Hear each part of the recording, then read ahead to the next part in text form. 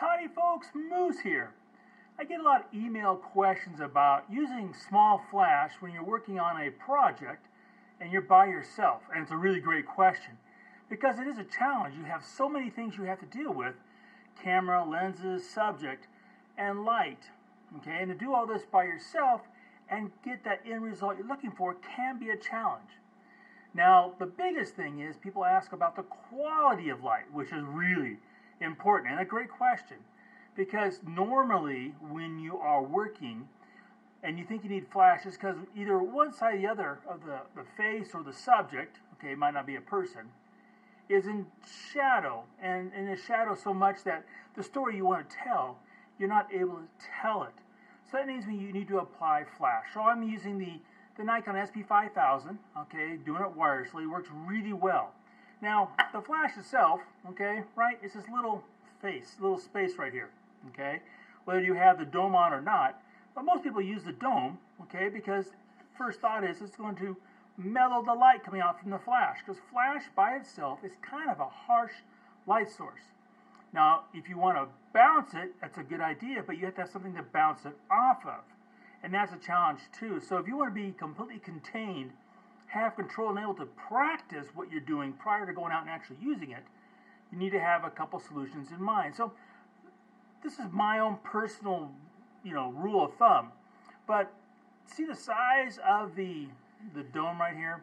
It's pretty small. But this is going to represent the size of the flash. Now that flash, that amount of light, if you're doing it for a bird, okay, that's enough of a space right here to cover the bird. But if you put that next to a face, the head is much bigger than this. So that means what? You're going to have hot spots, and the light's going to mellow out this way, and across that way.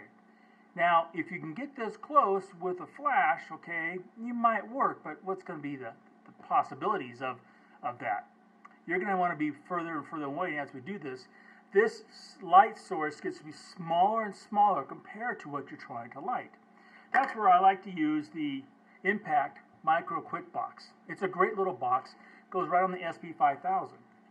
So first of all, when it comes to attaching it, it has two straps.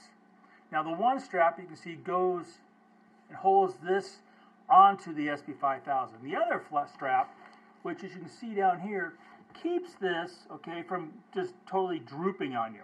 And it does bounce somewhat, which is kind of nice when you're using it. If you run into like some obstruction, okay, it's not going to likely knock the flash out of your hand. It's just going to sit there and take the impact.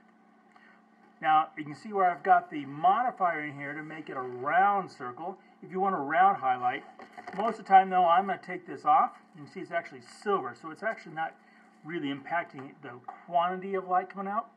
But I normally use it square, and if I'm shooting a face, I'm actually, kind of rotate a little bit so it's not perfectly straight on.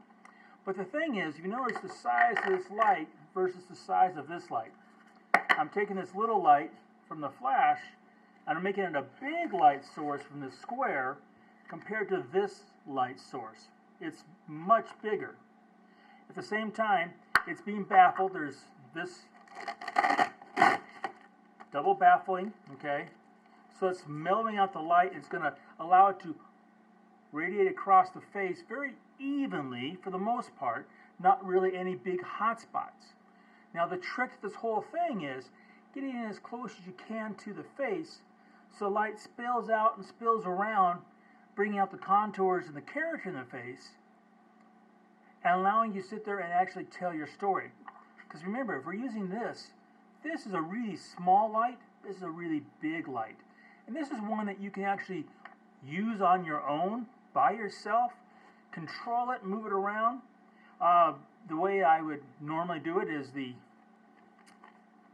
way that I'm going to do it is the flash is in one hand, camera's in the other hand. What I'm going to do is I'm going to actually sit there and shoot, camera in the hand, and I bring the flash around and do a one-hand arm bracket. And what I will do is I will push this into the frame so I can see it in the viewfinder. That way I can sit there and direct it up and down, and then I'll pull it out to where I just see it out of the frame and click take the picture. And because I'm working with the SP5000 doing this wirelessly, there's no cables and cords to deal with, and it makes it very quick and simple to use. The best part is about this box is that it goes into a very small, flat bag. It goes right into the flap of my think tank or inside my MP series bags. So it's just a brilliant little way of making a big light out of a little light source. So check it out, the Impact Quick Micro Box. And remember to practice before you go out and use it, to figure out where you want it, around the face, getting used to holding it while you're shooting with one hand with the camera, and getting it in and out of the frame and directed correctly. It's a really quick, simple way to bring light to your subject, and that's really what photography is all about.